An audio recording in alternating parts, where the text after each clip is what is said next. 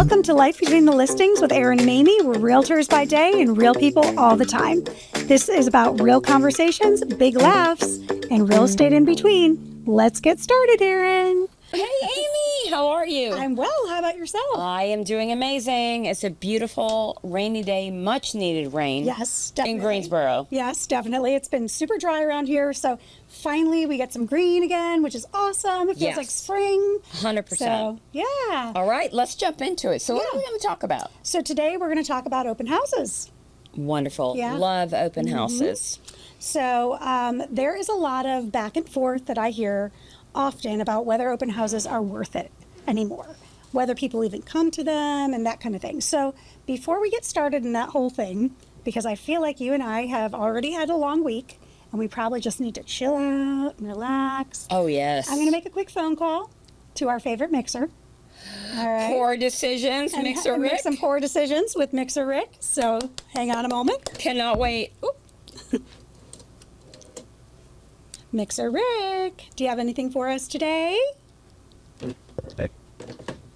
And here he comes. Hello, my favorite gals. Hello.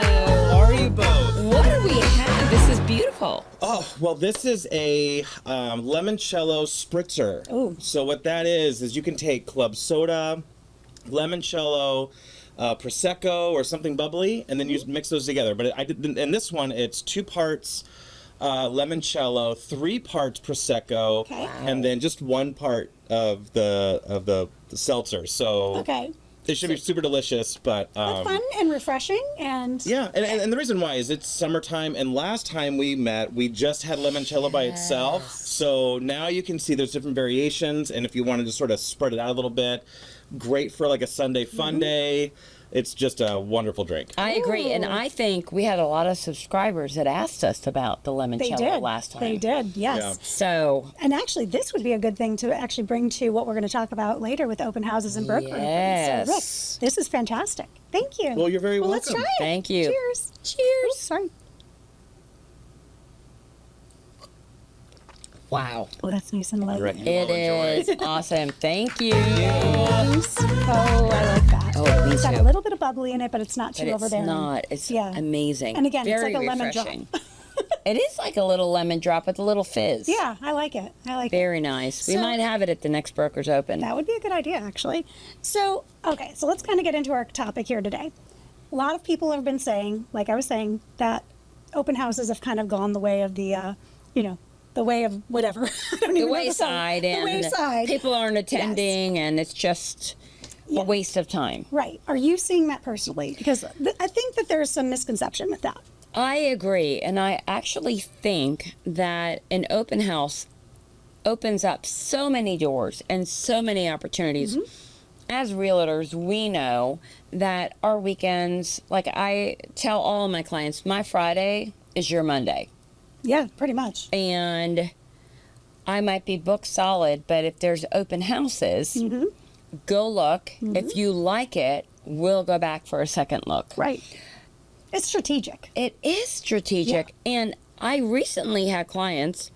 I actually was in Athens, Greece, and they went to an open house, and we had looked at numerous houses. Yeah.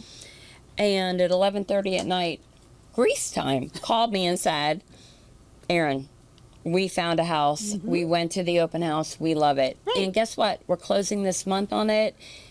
And it all came from an open house. Yeah, and I think that there are more stories like that. It's not every time, it's not 10 out of 10 times you hit the mark, but what it does is it creates that exposure, and a seller wants the most exposure for their property, right? So an open house will provide that. Now, that being said, Yes. we also have some looky-loos that come through. Nothing wrong with that. Some neighbors that come through, which in my opinion, I think the neighbors are great because they want to have other neighbors that they like as well. So why not have them come see the house Yes. and then tell their friends, hey, this house is on the market right next to me. And now you've got a friend in your neighborhood. I agree, It makes 100%. sense. It makes and sense. sometimes your neighbors are your best advertisement. Totally. Because they might have a family member or a neighbor that is looking to get into that area. It might be based on location, based on schools. Right. You never know. Yeah.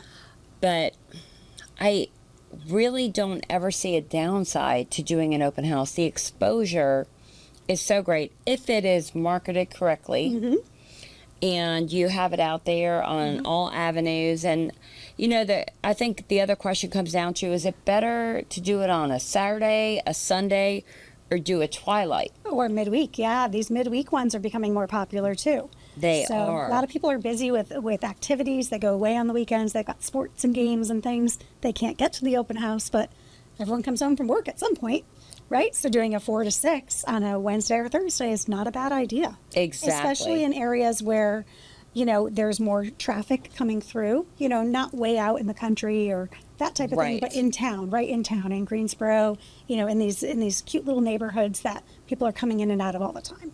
They can pop over real quick and then continue with the rest of their day. So, And I also think that it's great to do, another agent in our office has done something called a peekaboo. oh, what's that? I've not heard of So a peekaboo, and great success. that. Okay. It is where you just send out an invitation and you invite just the neighbors to come. Oh, And I think that's a great opportunity too, because then you're avoiding them all showing up at the open house. that's true. And you can focus in on the ones who not actually, but the ones who are focused on potentially buying that home. Exactly. Yeah, that's actually a really smart idea. I hadn't thought about that. And I think that open houses, though, if you have 3 or 4 couples walking through one, they might find the urgency like, oh, wow, there's a lot of people here. Maybe we need to jump on this and text our realtor. Maybe, like my clients did, we love this house. We want it under contract. And of course, I couldn't go walk through it because I was out of the country. Yeah. But an amazing house. It checked 100% of their boxes. Yeah. Just awesome. So I don't think that there is a downside. And for me, if it's a big house, I'll have 2 people there. Well, and I think that takes us to another topic too with, we always want to be able to talk with everyone who comes through. If it's a large home, if there's multiple levels, one, there's always safety in our minds. Correct. Which that's for us to take care of, right? But the other thing is too, we want to make sure that if someone has questions, that we're not taken away by someone else. In these larger homes too, you've got someone on one side, someone on the other, you can answer questions back and forth. I do have a question though, because I do think that there are times where there are particular clients that don't want to have their home open to the public. Yes. And in times like that, I think maybe a broker open would be a good option. And I've seen those be very successful. Have you ever done a broker open before? I have done a broker's open, and I think sometimes it depends on the location. Right. Oh, definitely.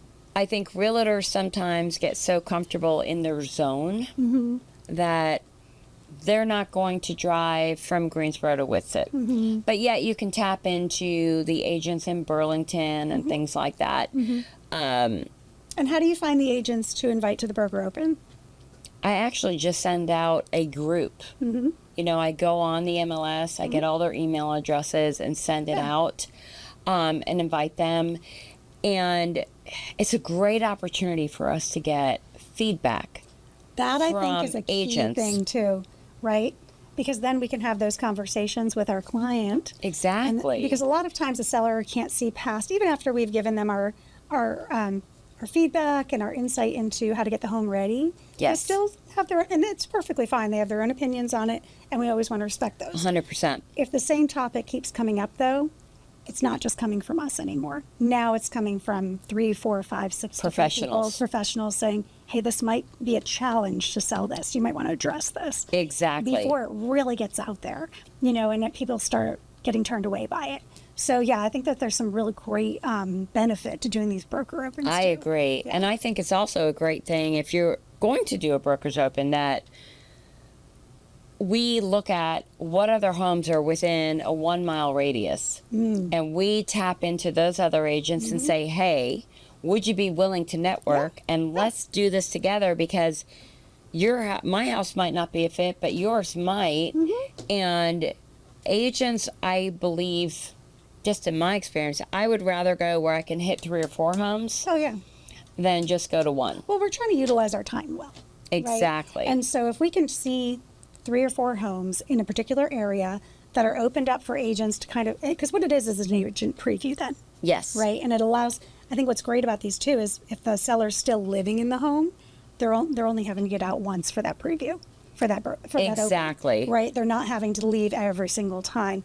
And then the agent is going back and telling their client, hey, you need to see this one. We've been looking for 3 months. You need to see this house. And it could be that you don't have a client on that particular day, but we know how the market is 2 weeks changing. later. 2 weeks later, You have someone you can say, I walked through this home.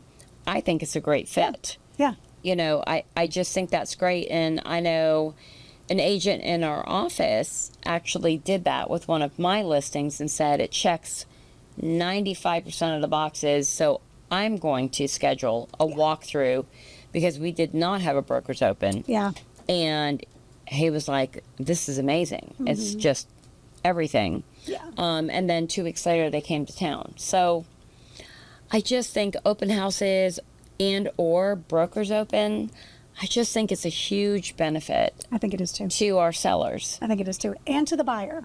Exactly. So a buyer coming in, and I've experienced this because I actually love hosting open houses. I do too. I like getting out there. There's not a stranger we've ever met, right? We'll talk to anyone. That's just, Yes. You know, that's why we like It's who we are. It's who we are. It's like why we do what we do. But someone comes in, you just kind of get to know them a little bit. I've had so many opportunities, though, to meet with new buyers in that home. Some of them I've sold the house to.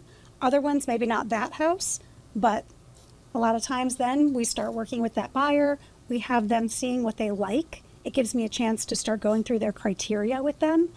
And then they know and can utilize the time that we have together to look Exactly. better, because they've now walked through. A lot of times they can't visualize it till they've walked through a home, and they could say, hey, I love this about this house. I love this about this one.